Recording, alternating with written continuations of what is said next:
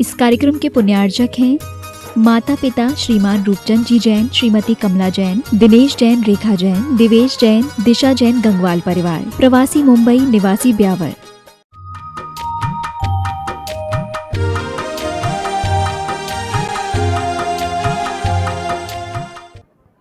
मंगलमय मंगलकरण वीतराग विज्ञान, नमो ताई जाते भई अरहंतादि मान। जो विद्यादि सागर सुधी, जो विद्यादि सागर सुधी, गुरु हैं तेसी। शुद्धात्म में निरत नित्य हितोपदेशी। वे पाप ग्रीष्म ऋतु में जल है सयाने, पूजू उन्हें सतत केवल ज्ञान पाने। वंदू उन्हें सतत केवल ज्ञान पाने।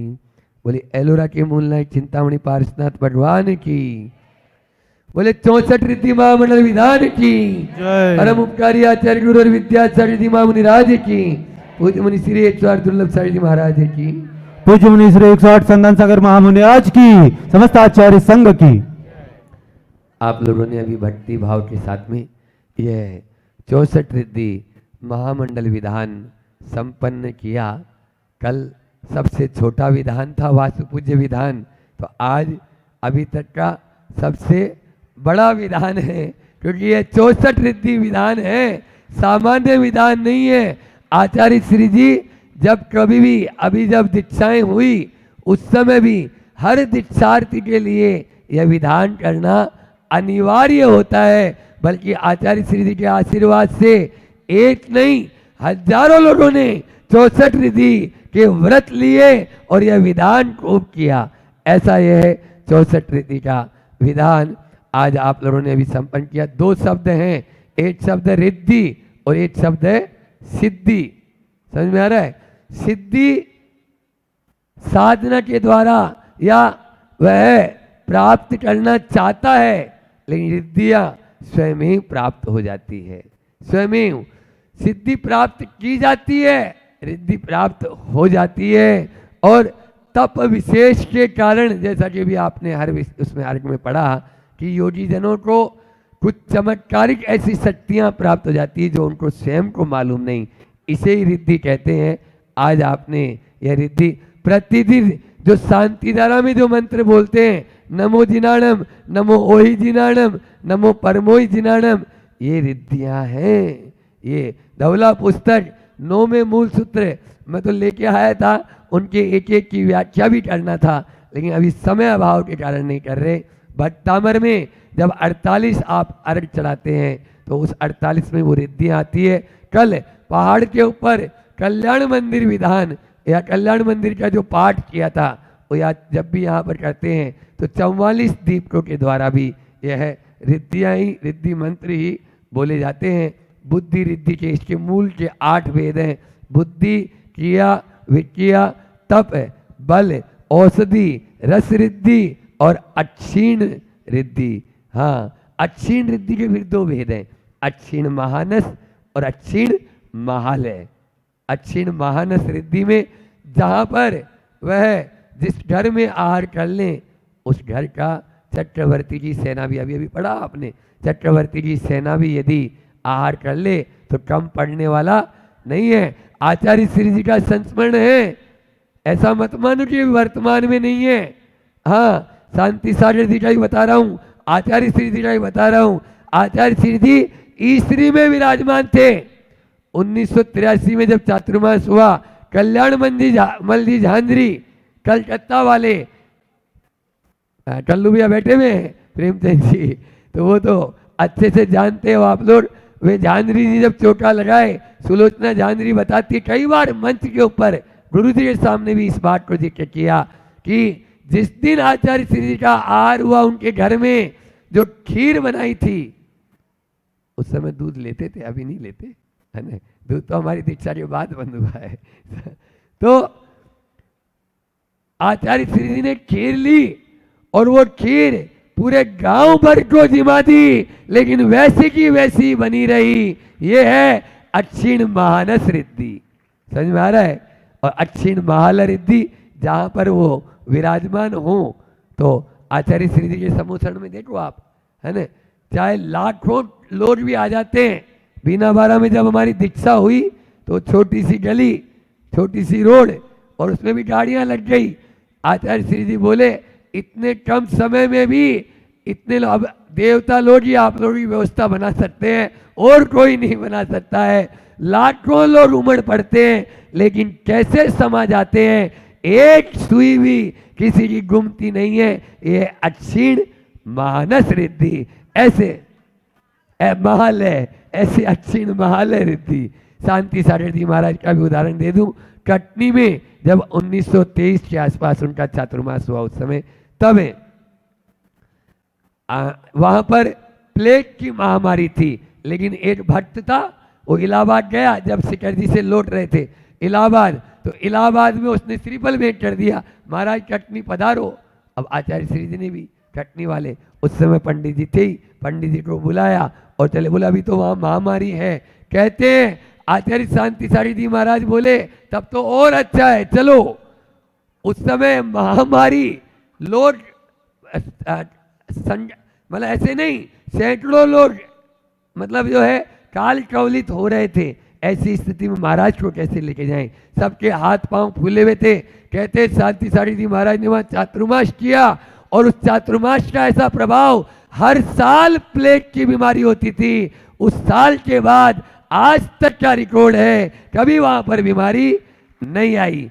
जिनके स्पर्श से वायु, जिनके स्पर्श से कफ, थूट, लार, अभी आपने पढ़ा पसीना, ऐसे यदि स्पर्श भी हो जाए तो वह सब कुछ दूर हो जाता है।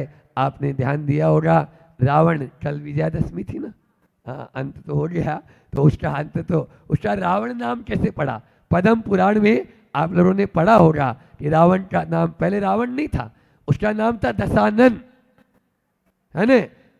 वो जब बचपन में ही जब पैदा हुआ तो अपने ताऊ जी यानी बड़े पिताजी का जो उनका हार, माली उनका हार जो है छीनने लगा था। शुरू से ही थे ऐसे। उसमें 10 मोटे मोटे हीरे थे, उसमें 10 सिर दिखे, तो उसका नाम कर दिया दशानन। और रावण कैसे पड़ा? जब उसका विमान, मंदोदरी भी साथ में थी, विमान कैलाश पर्वत के ऊपर से जा रहा था, तभी वह स्थिर हो गया, किलित हो गया। नीचे देखा, अरे महाराज है कोई आया, लेकिन आया तो वंदना के हिसाब से था, लेकिन जैसे चेहरा देखा, अभी भी इनका बल नहीं जा रहा है। ये इसको इतना बोल दिया और घर छोड़ के आ गया, क्योंकि उसने रावण के सामने सिर नहीं झुकाया था। फिर सुग्रीव को राज्य देके बाली ने घर छोड़ दिया था, बाली मुनि महाराज बन गए थे। अभी भी इसका रस्सी जल जाती है, लेकिन बल नहीं जाता, ऐसा बोलते हैं। अभी भी ये अपनी अकड़ में है, जो मेरे विमान को किलित किया, अभी देखता हूं। और कहते हैं कैलाश पर्वत को वह पूरा का पूरा उसको पलटना चाहता था। विद्याधर था, शक्तियां थी उसके पास में, वह उसके नीचे हाथ डालकर शिला के नीचे, और पूरा का पूरा कैलाश। लेकिन मुनि महाराज करुणा के धारी होते हैं, इन जिनालयों का क्या होगा? इतने सारे जिनाले, 72 जिनाले स्वर्ण के, इन मंदिरों का क्या होगा? थोड़ा सा अपना बायां पांव का अंगूठा जरा सा दबाया, बस दबाया क्या, उसका हाथ जो नीचे डाला था वो फंस गया। अब वो रो रहा है, रोती इति रावणे, बस वह रोने लगा, बचाओ बचाओ। तब मंदोदरी भी गिड़गिड़ाने लगी, मेरे पति को क्षमा कर दो, उनको क्षमा कर दो, उनको मालूम नहीं था। तब जाके कहते हैं रावण उनके चरणों में नतमस्तक हो गया, और वहीं से उसके अंदर में जिन भक्ति ऐसी प्रगाढ़ हुई कि फिर वह मुनियों का नहीं, भगवान का, मुनियों का, सबका और अधिक भक्त बन गया। ऐसा तब है रावण। तो यहाँ पर मैं जो कहना चाह रहा था कि रिद्धिधारी मुनि महाराज का इतना प्रभाव होता है, जरा सा यदि कर देंगे ना तो उसके अंदर ही, लेकिन करते कुछ भी नहीं है, उनको खुद को ही मालूम नहीं रहता है। आप लोगों ने देखा होगा, ऐसे ही ज्ञानार्णव में भी सुखचंद्र स्वामी महाराज का आपने उदाहरण सुना होगा। जो इसके लेखक हैं उन्होंने ये ग्रंथ क्यों लिखा, जो ध्यान का बेजोड़ ग्रंथ है, क्यों लिखा। दो भाई थे, भर्तृहरि और सुखचंद्र। भर्तृहरि तापस बन गया और ये जो है दिगंबर मुनि बन गए। भर्तृहरि ने रसायन सिद्ध किया और रसायन सिद्ध करके अपने भाई के, अरे वो तो नंगा घूमता है, भोजन का भी पता नहीं है, और ऐसा सोचकर रसायन सिद्ध किया हुआ भेजा। आधी तुमड़ी भेजी, पूरी तुमड़ी भेज दी। जिस चीज को छुए वो सोना बन सकती है, लेकिन सुखचंद्र स्वामी यहाँ डाल दो मिट्टी में, लगता है दिमाग से भी पैदल हो गए। चलो मैं ही चलता हूँ। खुद भर्तृहरि आए और बोले, भैया ये क्या किया, मैंने 12 साल की तपस्या से रसायन सिद्ध किया था, आपने मिट्टी में मिलवा दिया।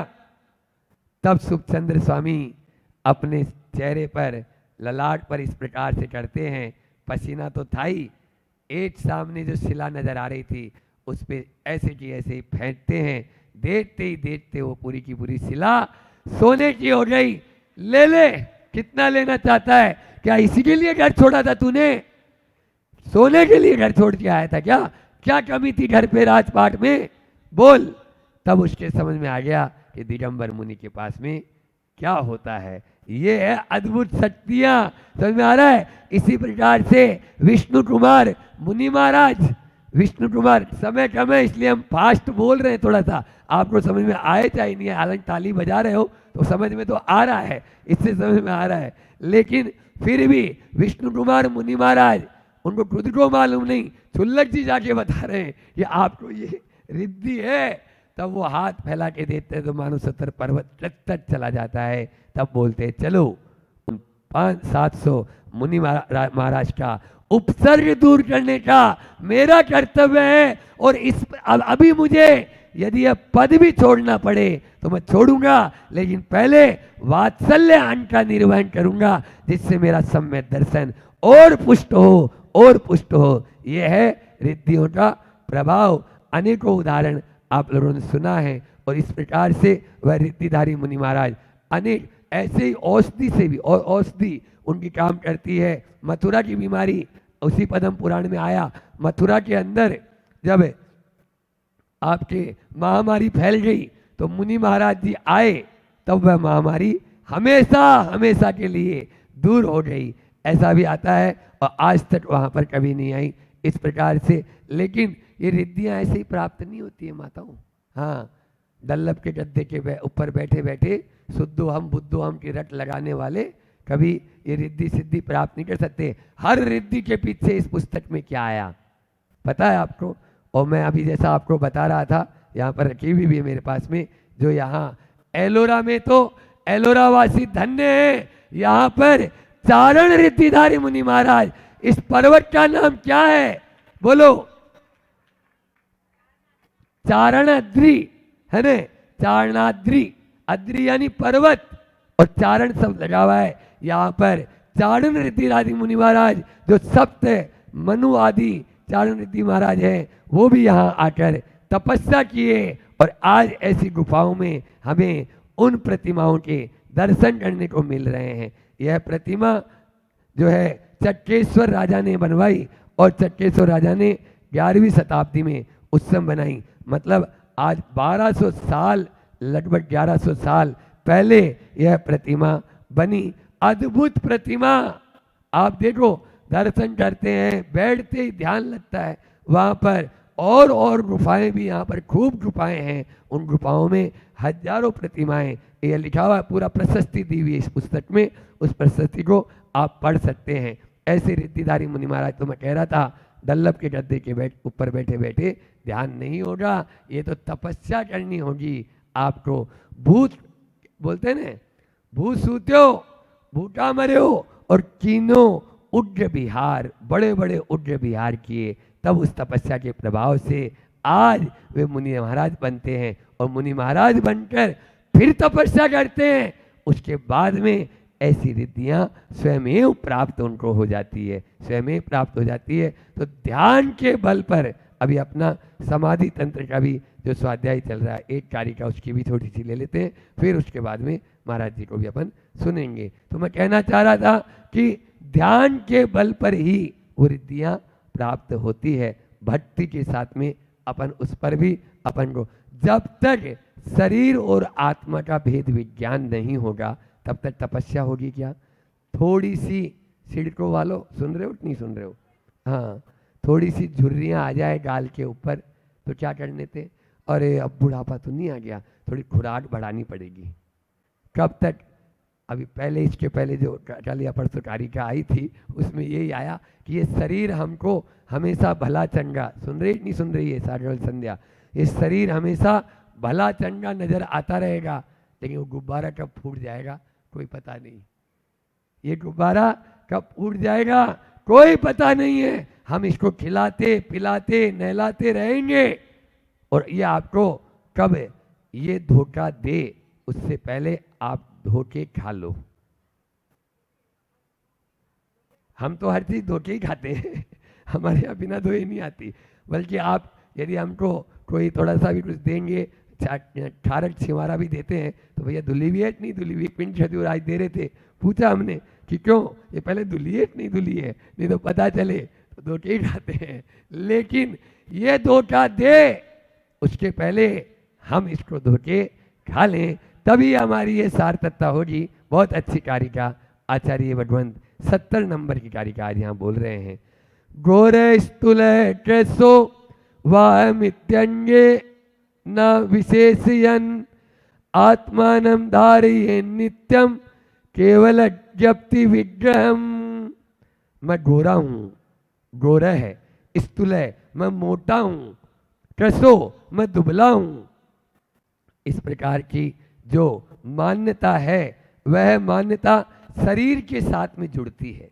मैं गोरा हूँ, मैं काला हूँ, मैं मोटा हूँ, मैं पतला हूँ, मैं छोटा हूँ, मैं बड़ा हूँ, ये मान्यता किसके साथ में जुड़ी? आत्मा के साथ में नहीं जुड़ती है। यहाँ कह रहे हैं आगे वाली लाइन में, आत्मानम धारिये नित्यम, जो प्रतिदिन आत्मा की ओर दृष्टि रखता है। नित्यम, एक दिन नहीं, थोड़ी देर के लिए नहीं, नित्यम हमेशा जो आत्मा की ओर दृष्टि रखता है। केवल यत्ति विग्रहम, विग्रहम यानी शरीर, वह केवल ज्ञान को ही अपना शरीर मानता है। ज्ञान शरीरी हूँ, मैं ज्ञान शरीरी हूँ न कि इस शरीरी हूँ। ये आचार्य भगवंत यहाँ पर कहते हैं। वीतराग स्त्रोत में भी इसी प्रकार बताया कि न बालो न बुड्ढो न तुच्छो न मूढ़ो न स्वेदम न खेदम चिदानंद रूपम नमो वीतरागम। ऐसा आता है, घड़े में दीपक होता है ना, घड़े में दीपक रखो, ऊपर से घड़ा कैसा भी हो, दीपक तो जैसा है वैसा ही रहता है। घड़ा लाल होता है तो हमको लाल नज़र आता है, घड़ा यदि सफ़ेद होता है, स्फटिका होता है तो स्फटिक नज़र आता है। घड़ा आपने देखा कि नहीं देखा, मंदिरों के बाहर जो लगे हुए रहते हैं ना गोल गोल, अंदर में लट्टू होता है। लट्टू का कलर नहीं होता है, कलर किसका है? क्यों?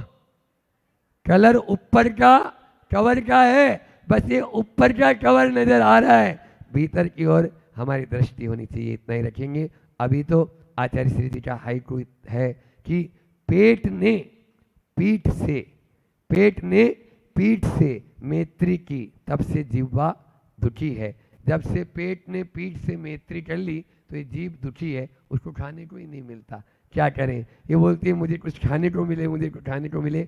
इसलिए चिंता मत करो, 2 बगीचे हैं, आप इसमें पानी डालोगे तो वो उन्नत हो रही है, उसमें पानी डालोगे तो ये थोड़ा सूखेगा। सूखने की चिंता नहीं करना है। हमें 4 बातें प्रमाण सागर जी महाराज जी हमेशा जो बताते हैं वही उनकी बात अपन, क्योंकि हमारे पास गुरु जी का है या आचार्य श्री जी का या प्रमाण सागर जी का, उन्हीं का दे देते हैं। थोड़ा बहुत अपने दिमाग में जितना बहुत है उतना थोड़ा और जोड़ जाड़ के आपको परोस देते हैं कि संसार शोक में है, लिख लो, संसार शोक में है और संयोग वियोग में है और काया रोग में है। केवल मात्र सत्संग वही उपयोग में है, वही उपयोग में है। इसीलिए सिडको वाले भी दौड़े चले आए और आज ये 64 रीति का विधान किया।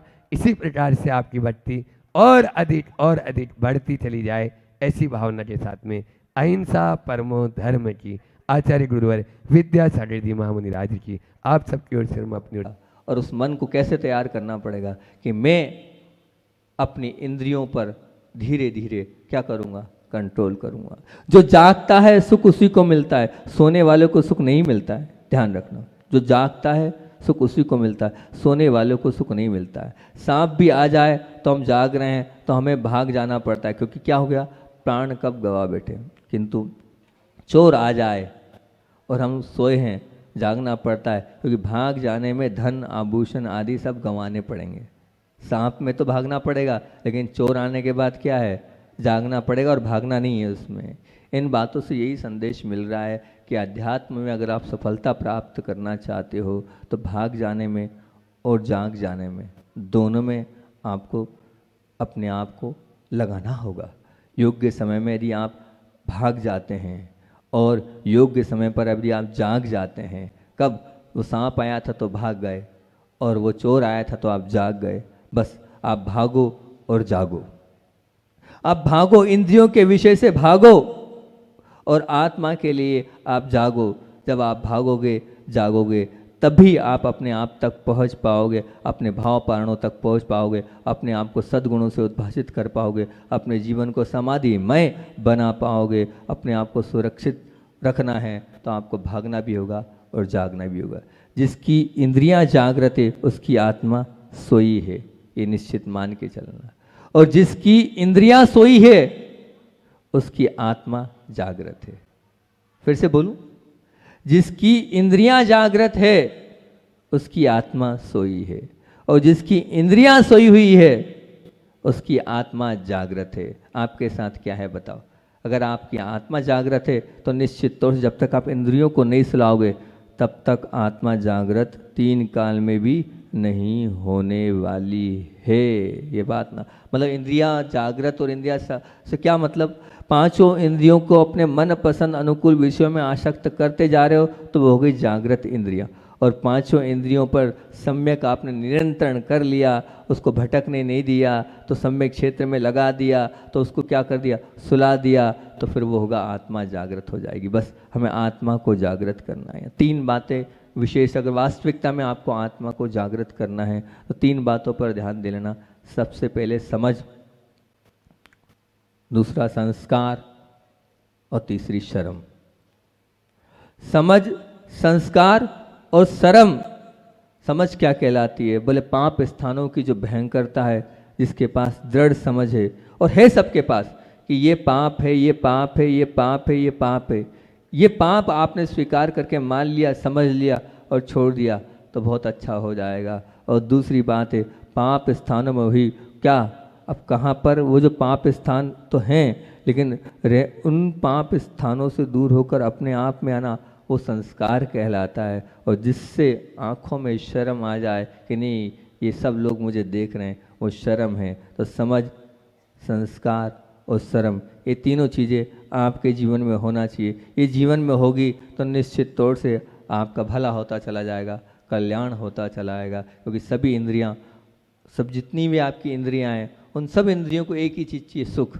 और वो सुख लेकिन प्रशंसनीय नहीं है। और सभी इंद्रियां चाहती है कि हम सुख में रहें, लेकिन जितना जितना आप सुख का लोभ करोगे, जितना जितना आप सुख की चाह करोगे, जितना जितना आप सुख की ओर दौड़ोगे, ये निश्चित मान के चलना उतने उतने आप आत्मा से दूर होते चले जाओगे। क्योंकि आत्मा उसी को मिलती है जो सुख से दूर होता है, जिसकी इच्छाएं सुख की ओर नहीं होती है। आत्मा का स्वभाव ही ये है। आत्मा जब भी पहचान में आती है जब हम इस शरीर को भूल जाते हैं, इन इंद्रियों के विषयों को भूल जाते हैं, तब वो हमें आत्मा प्राप्त होती है, वो तब हमें आत्मा मिलती है। तो जो सुख दुखों के लिए आमंत्रण पत्रिका है बने रहकर आपके सामने प्रेषित हैगी, तो हम उस सुख के पीछे नहीं भागेंगे। महाराज जी, ये सब महाराजों के काम है, हमारे काम थोड़ी है।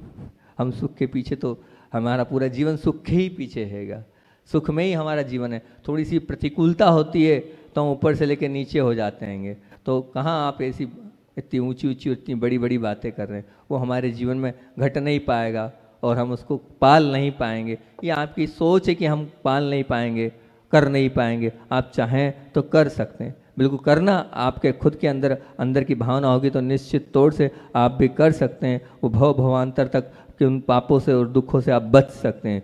ध्यान रखना, दूसरों को पहचान पाना शायद चालाकी है। क्या बोल रहा हूं?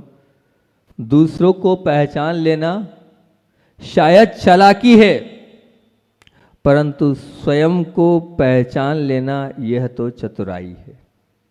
लेकिन स्वयं को पहचान लेना ये तो चतुराई है। अब आपने स्वयं को पहचाना है कि नहीं? अगर आपने स्वयं को पहचाना है तो ये आपकी चतुराई है। ध्यान रखना, क्योंकि हम दूसरों को तो पहचान रहे हैं, दूसरों की गलतियां देख रहे हैं, दूसरों के अंदर झांक कर देख रहे हैं, अपने आप में हम नहीं देख रहे हैं, अपने आप को हम नहीं पहचान पा रहे। इस जन्म की सार्थकता केवल अपने आप को पहचान लेने में है, दूसरों को पहचानने में नहीं है। आप अपने अस्तित्व को पहचानो, आप अपने आप को देखो। एक शरीर है जिसकी क्षणिकता हम समझ लें, दूसरा है मन जिसकी चंचलता हम पहचान लें, और तीसरी है आत्मा जिसकी शाश्वतता को हम समझ लें। जिसकी शाश्वतता को हम समझ लेंगे तो निश्चित तौर से हमारा कल्याण हो जाएगा, हमारा भला हो जाएगा। हम बस उस आत्मा तक पहुंचना चाहते हैं तो आत्मा को शाश्वत स्वीकार करना पड़ेगा। जिस क्षण इन तीनों को हमने पहचान लिया, क्षण निश्चित रूप से वो आत्मा जागृत हो जाएगी। वो आत्मा जागृत है, बस जागृत हमें करना है। जिस क्षण आत्मा जागृत हो जाएगी उस क्षण आत्मा सुखी हो जाएगी। आत्मा को सुखी करना चाहते हो तो आपको क्या मानना पड़ेगा? ये शरीर क्या है? ये क्षणिक है। और ये मन क्या है? ये चंचल है। तो शाश्वत क्या है? आत्मा ही शाश्वत है। आत्मा की उस शाश्वतता को जब तक आप नहीं स्वीकारोगे तब तक आप अपने आप तक नहीं पहुंच पाओगे। तो क्या करना है हमें? जितना हो सकता है उतना इंद्रियों को हम कम से कम उपयोग करेंगे, विषयों की तरह कम से कम जाएंगे, तभी हम आत्मा तब मन को निर्मल कर पाएंगे। और जब मन निर्मल होगा, क्योंकि मैंने पहला प्रश्न ये पूछा था तो आपने कह दिया था मन नहीं इंद्रियां। हमने आत्मा को कौन धकेल रहा है गड्ढे में, तो आपने कह दिया मन। मन बाद में है, पहले इंद्रियां हैं। पहले मैंने आंख से देखा, उसके बाद अंदर मन में वो बात गई और मन में है उपाधि, ये खराब है, ये सुंदर है, ये ऐसा है, ये वैसा है। तो ये इंद्रियां, तो सबसे पहले आप अपनी इंद्रियों पर कंट्रोल करो। जो जितना इंद्रियों को संयमित रखेगा वो उतना अकिंचन धर्म को अपने जीवन में लेके आएगा, वो उतना अपनी आत्मा तक पहुंचते चला जाएगा, वो अपनी आत्मा से उतना साक्षात्कार कर सकता है। बस आपको अपना मन बनाना है और मन बनाकर अपनी आत्मा तक पहुंचने का पूरा प्रयास करना हैगा। ये इतना जरूर आप लोगों से कि आज का जो कहा हैगा, क्या कहा है आज का? जो करेंगे भावपूर्वक करेंगे। और अकिंचन धर्म यही सिखाएगा। आप चावल चढ़ाएंगे तो किस भाव से चढ़ाएंगे? अक्षय पद की प्राप्ति हो। क्योंकि इतने साल हो गए, 50 साल, 55 60 साल लोगों वाले लोगों से प्रश्न किया मैंने, तो वो बोलते हैं वो तो चढ़ा रहे हैं, सो चढ़ा रहे हैं। क्या है, बच्चों को छोड़ दो, कोई दिक्कत नहीं है। पर वो 50 साल के लोग भी नहीं बता पाते हैं। अकिंचन धर्म पर यही सीख के जाओ कि अब जब भी चावल चढ़ाऊंगा तो ये अक्षय इस भाव से चढ़ूंगा, ये भगवान ये जो चावल है, जैसे ये अब जन्म मरण की शक्ति इसमें समाप्त हो गई है, ऐसी मेरी भी जन्म मरण की ये संतति समाप्त तो हो, और बस इस चावल की जैसे अक्षय प्राप्त करके आपके बाजू में बैठूं। अब जब भी चावल आप चढ़ाओगे, अभी यहाँ मोस्टली 90% लोग होंगे चावल चढ़ा तो देते हैं लेकिन भाव ये नहीं करते होंगे। बोलो, सच्ची बोलो, एकदम ईमानदारी से बोलो, बोलो बच्चों, करते हो ऐसे भाव? होते हैं ऐसे भाव? बस पटक दिया नहीं। आज अकिंचन धर्म बनाना है तो अपने को चावल जब भी चढ़ेंगे, जब भी हाथ से चावल नीचे गिरेंगे वहां पर, तो किस भाव से गिरेंगे? बस ये चावल जैसी पर्याय हो जाए, अक्षय पद की प्राप्ति हो जाए। तो आज अपना अकिंचन धर्म बनाना सार्थक हो जाएगा। ये एक गुण हमारे जीवन में आ जाएगा तो हमारे लिए अनेकों गुण प्राप्त होते चले जाएंगे। आचार्य भगवान के संस्मरण की बात को आप सुनना है ना, आचार्य श्री जी की बात कि नहीं सुनना? हाँ, आचार्य श्री जी की बात आपको बता रहे हैं क्योंकि बचपन की बात हम आप लोगों के बीच में रख रहे हैं। आचार्य श्री जी को छोटे से थे, और छोटे भी कब? वही 12 वर्ष की उम्र की बात आपके बीच में रख रहा हूँ कि 12 वर्ष की उम्र के थे, और वहाँ से पास में एक बेड़की हाल नाम का गांव था।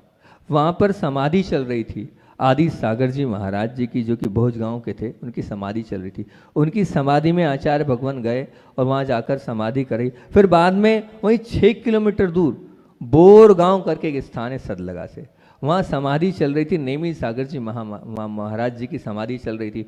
उस समाधि में वो और उनके साथ उनका मित्र मारुति, वो दोनों जो हैं आचार्य श्री जी और साथ में मारुति, वो दोनों वहीं पर रहे।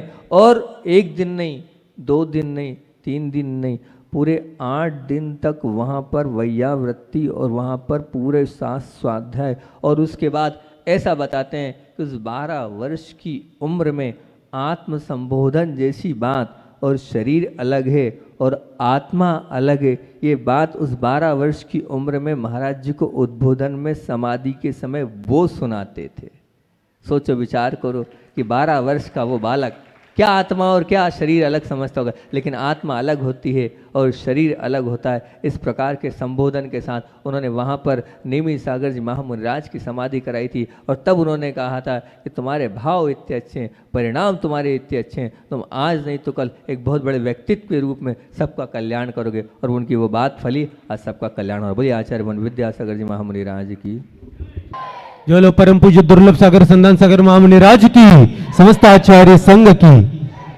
जिंदगी के पन्नों पर कुछ ऐसा लिखा जाए, जिंदगी के पन्नों पर कुछ ऐसा लिखा जाए जो पवित्र पुस्तक सा सुबह और शाम पढ़ा जाए, जो पवित्र पुस्तक सा जो सुबह और शाम पढ़ा जाए।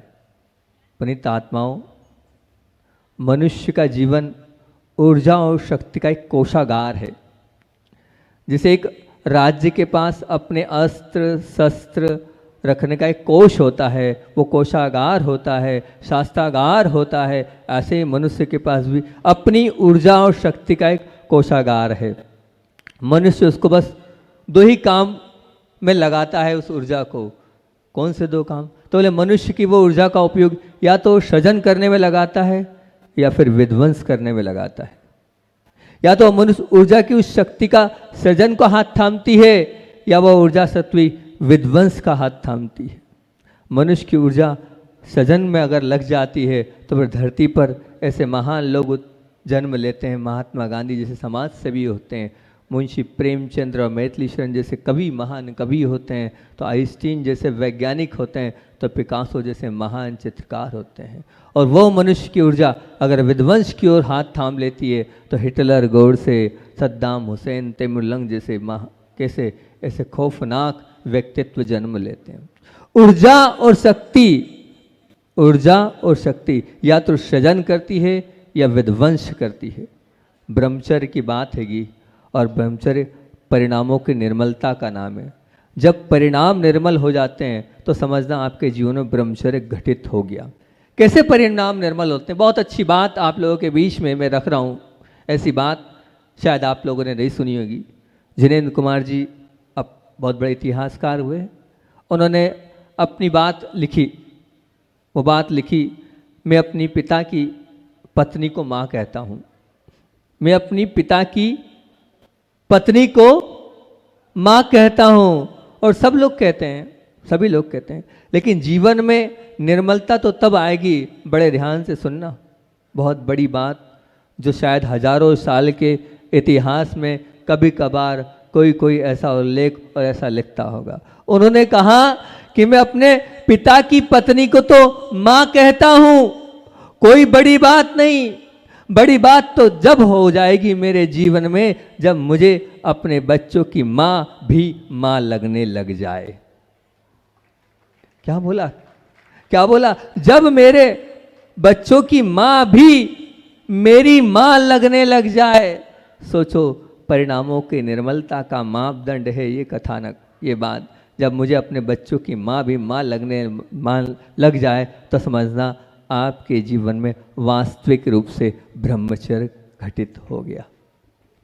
जीवन में निर्मलता आ गई, परिणामों में निर्मलता आ गई, परिणामों में उज्ज्वलता हो गई, परिणामों में धवलता आ गई, परिणाम विराट विशाल और उद्भात हो जाएंगे अगर ये जीवन में आ गया आपके, तो कि वो पत्नी भी माँ के समान अगर लगने लग जाए। तो आज का व्रत बाहर के लिए नहीं, आज का व्रत भीतर के लिए।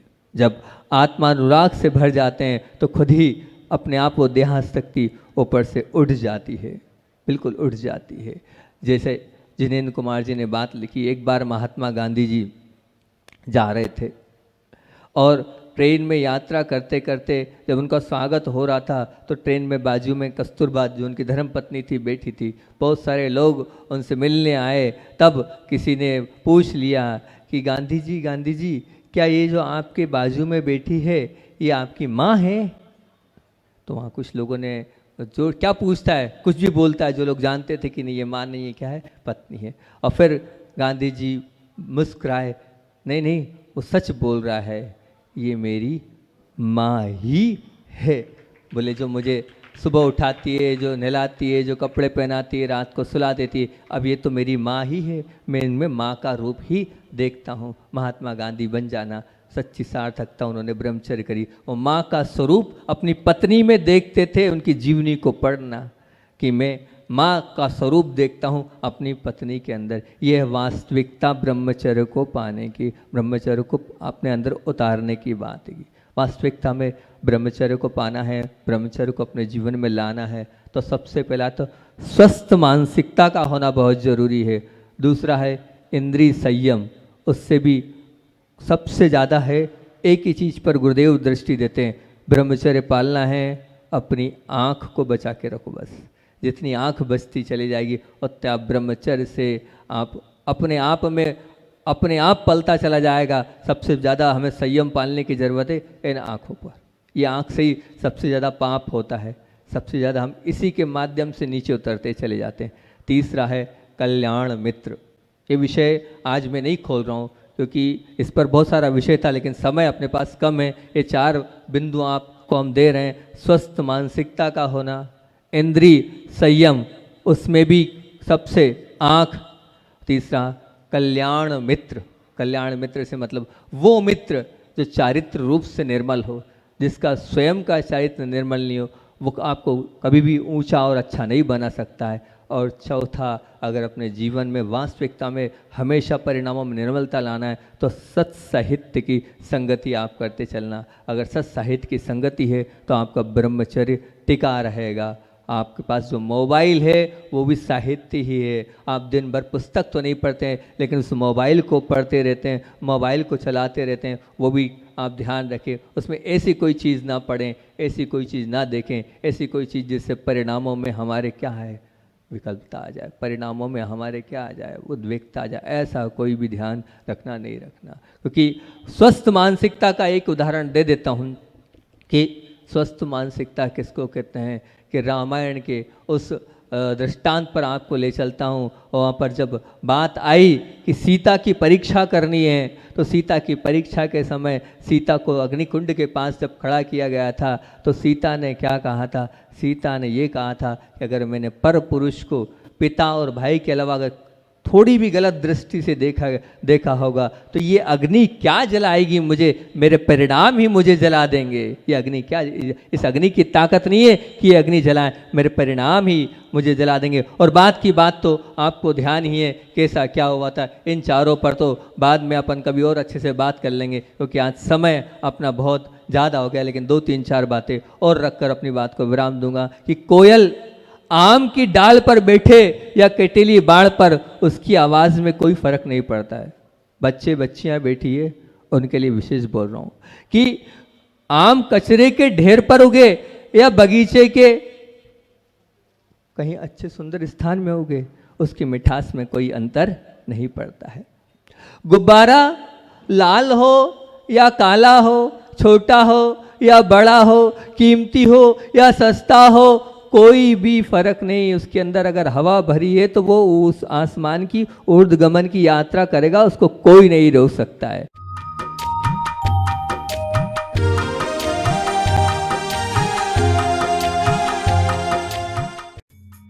इस कार्यक्रम के पुण्यार्चक थे माता पिता श्रीमान रूपचंद जी जैन, श्रीमती कमला जैन, दिनेश जैन, रेखा जैन, दिवेश जैन, दिशा जैन, गंगवाल परिवार, प्रवासी मुंबई, निवासी ब्यावर।